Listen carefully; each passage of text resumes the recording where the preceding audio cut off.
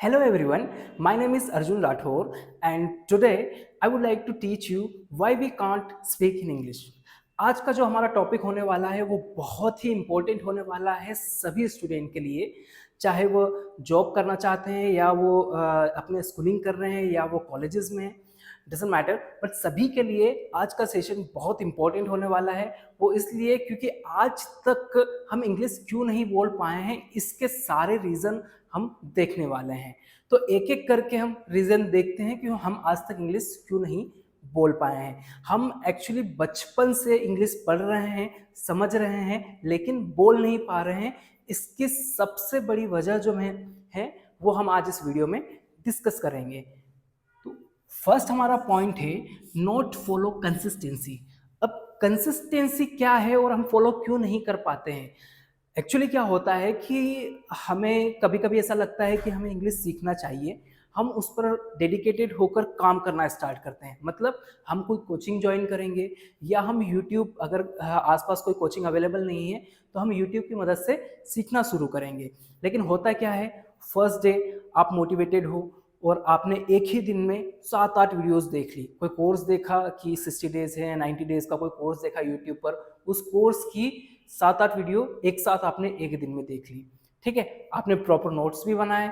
उसके अगले दिन आप क्या करेंगे कि उसी का 3 से 4 वीडियो आप देखेंगे, उसके भी आप प्रॉपर नोट्स बनाएंगे। अगले दिन 2 से 3 वीडियो, एक वीक तक वो मोटिवेशन रहता है। उसके बाद अगले वीक से आप सब भूल के और अपने अपने काम में बिजी हो जाते हैं। आप कंसिस्टेंट होकर वो वर्क नहीं कर पाते हैं, इस वजह से आप इंग्लिश नहीं बोल पाते हैं, है ना। अगर कोई भी लाइफ में कोई भी गोल आपको अचीव करना है तो बॉस कंसिस्टेंसी तो आपको फॉलो करना ही पड़ेगी। अगर कंसिस्टेंट होकर अगर आप वर्क नहीं करोगे तो जहाँ तक आपको पहुँचना है वहाँ तक आप कभी नहीं पहुँच पाओगे।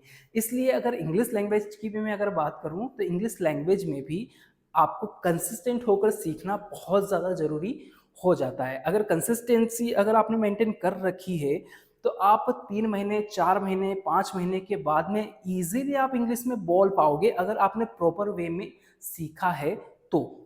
ठीक है, तो इसलिए कंसिस्टेंट होना हमारे लिए बहुत ज़्यादा इंपॉर्टेंट है। चलिए सेकेंड पॉइंट की ओर हम बढ़ते हैं। सेकेंड पॉइंट हमारा है don't follow LSR technique, LSRW technique. अब LSRW टेक्निक क्या है, इसके बारे में मैंने एक डिटेल वीडियो बना रखा है।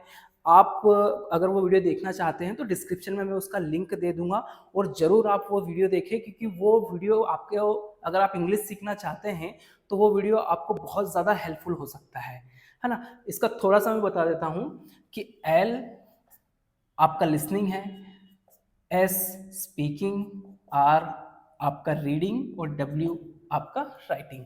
इसी के थ्रू हम ये चारों चीज़ें हमारे स्पीकिंग में क्यों इम्पोर्टेंट है, इसी के बारे में हमने पूरा वीडियो बनाया है और वो वीडियो आपको ज़रूर देखना चाहिए।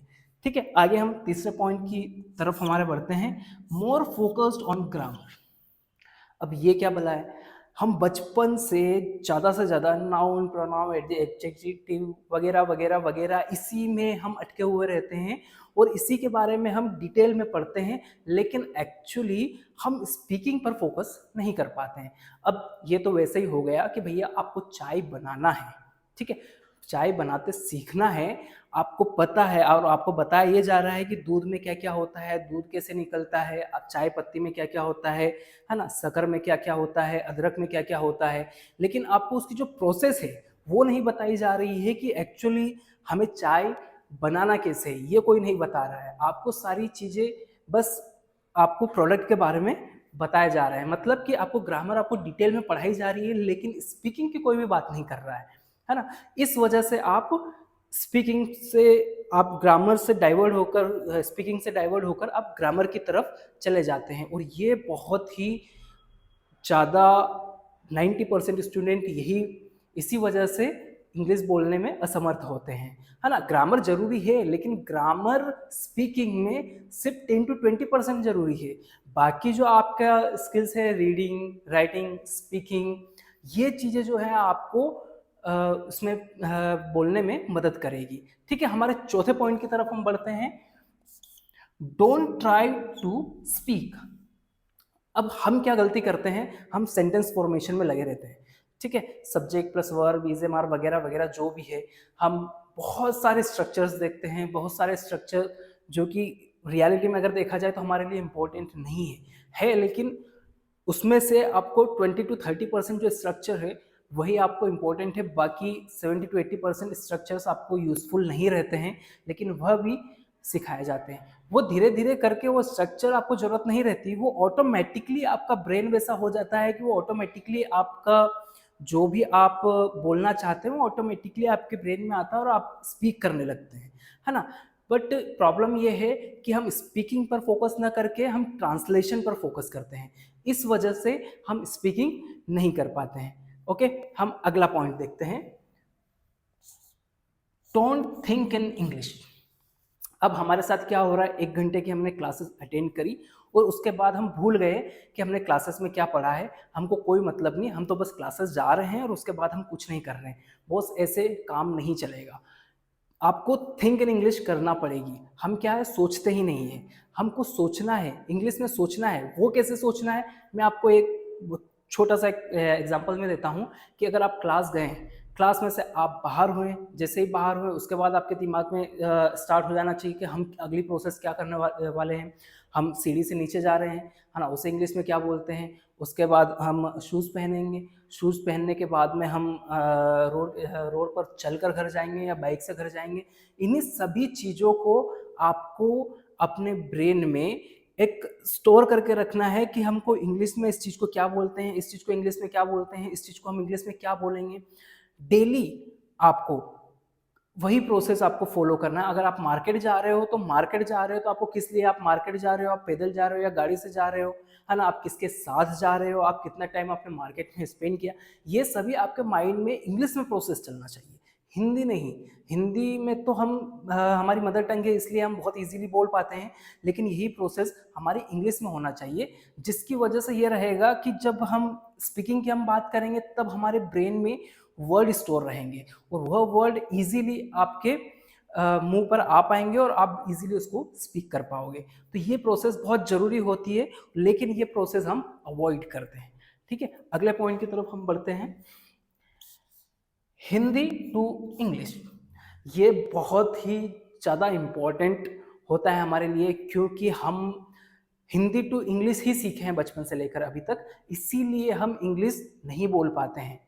ठीक है, अगर आपको इंग्लिश सीखना है तो आपको सोचना भी इंग्लिश में पड़ेगा, है ना, आपको समझना भी इंग्लिश में पड़ेगा, आपको जो काम कर रहे हैं उसको भी इंग्लिश में समझना पड़ेगा, और वो बहुत ज़्यादा ज़रूरी है। वो इसलिए ज़रूरी है क्योंकि हमारे ब्रेन में क्या होता है कि अगर हम बचपन से अगर सेंटेंस फॉर्मेशन के थ्रू सीखे हुए रहते हैं तो सबसे पहले हमारे ब्रेन में हिंदी का सेंटेंस क्लिक होगा, उसके बाद हम सोचेंगे उसको कि इंग्लिश का ट्रांसलेशन क्या होगा, और ट्रांसलेशन होने के बाद में उसके बाद हम बोलने की कोशिश करेंगे। तो एक ही सेंटेंस को आपको बनाने में काफ़ी टाइम लग जाएगा, लेकिन स्पीकिंग ऐसा है कि आपको इंस्टेंटली आपको बोलना रहता है। ऐसा नहीं है कि आपके ब्रेन में प्रोसेस चल रही है वो चीज़ें आप जुबान पे लाओगे, नहीं बॉस, आपको इंग्लिश में ही सोचना है और इंग्लिश में ही समझना है, इंग्लिश में ही बोलना है। इसलिए हिंदी को साइड में रख के आपको हर काम इंग्लिश में ही स्टार्ट करना है। इसी की वजह से आप बहुत अच्छे से बोल पाओगे इंग्लिश में, अदरवाइज आप नहीं बोल पाओगे। ओके, तो आज हमने ये जो 6 पॉइंट हमारे रहे हैं, ये बहुत ही ज़्यादा इम्पॉर्टेंट टॉपिक हमने कवर कर रहे हैं, जो कि अगर आप इंग्लिश सीखना चाहते हैं तो उसके हिसाब से आपके लिए बहुत इम्पॉर्टेंट है ना। ये वीडियो आपको ज़्यादा से ज़्यादा लोगों तक शेयर करना है, इसलिए क्योंकि सभी की मदद हो सके और गलत डायरेक्शन पर ना जाकर हम सही डायरेक्शन पर जाएं, जिसके थ्रू हम हिंदी से इंग्लिश ना करें बल्कि इंग्लिश हम एक्चुअल में सीख पाएँ और बोलना सीख पाएँ। बोलना हमारे लिए ज़रूरी है। ठीक है, ओके। सो अगर वीडियो अच्छा लगा हो तो लाइक, कमेंट और शेयर ज़रूर करें, और प्लीज़ चैनल को ज़रूर सब्सक्राइब कर लेना। Thank you so much.